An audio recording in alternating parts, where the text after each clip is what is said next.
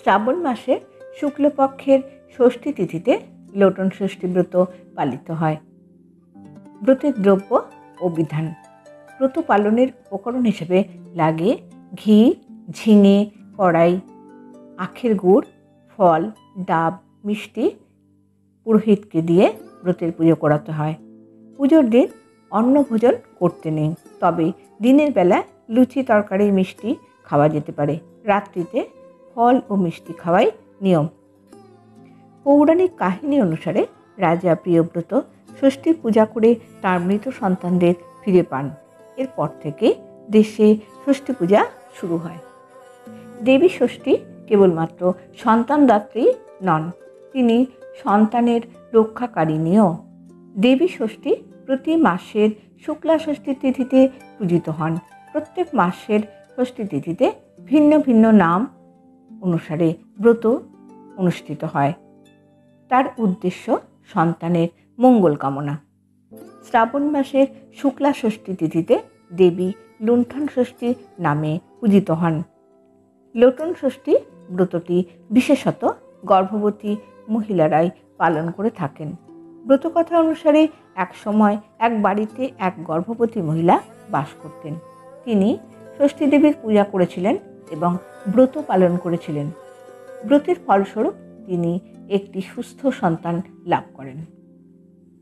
সেই থেকে এই ব্রতটি গর্ভবতী মহিলারা পালন করে থাকেন। লোটন ষষ্ঠী ব্রত পালনের জন্য মহিলারা ব্রতকথা শোনেন এবং ষষ্ঠী দেবীর পূজা করেন। তারা চাল, ডাল, ঘি, দুধ, মিষ্টি, ফল ইত্যাদি দিয়ে ভোগ দেন। ব্রত শেষে তারা ভোগ খান। লোটন ষষ্ঠী পালনের জন্য মহিলাদের সন্তান সুস্থ এবং সুখী হয় বলেই বিশ্বাস করা হয়। এছাড়াও এই ব্রত পালন করলে মহিলাদের ভাগ্যও ভালো হয় বলেও বিশ্বাস করা হয়। সধবা মহিলাদেরকে একমাত্র এই ব্রত পালন করতে হয়। কোনো সন্তানহীনা বা বিধবা মহিলাদের এই ব্রত পালন করতে নেই। এই ব্রত পালনের নিয়ম হলো, প্রথমে আলপনা দিয়ে বটের ডাল বসিয়ে তার সামনে ঘট বসাতে হয়। তারপর দই, তেল ও হলুদ বাটা ইত্যাদি দিতে হয়। সঙ্গে দিতে হয় অতিরিক্ত 7টা ক্ষীরের লোটন মা ষষ্ঠীর কোলের কাছে। তারপরে মা ষষ্ঠীকে পুজো করে তাকে প্রণাম করে ব্রতকথা শুনতে হয়। তবে মনে রাখা দরকার যে সোম, মঙ্গল, শুক্র ও শনিবার যদি এই ষষ্ঠী পড়ে তাহলে পূজা করতে নেই। সেক্ষেত্রে শুধুমাত্র নিয়ম পালন করতে হয়। এই দিন খুব ভোরে উঠে স্নান করে একটি নতুন লাল পাড় সাদা শাড়ি পরে নতুন শাখা পলা পরুন। একটি নতুন থালায় চাল, ডাল, ঘি, দুধ, মিষ্টি, ফল ইত্যাদি দিয়ে ভোগ সাজিয়ে দিন। ষষ্ঠী দেবীর ছবি বা মূর্তির সামনে রেখে পূজা করুন। ব্রতকথা শুনে প্রসাদ খেয়ে ব্রত ভঙ্গ করুন।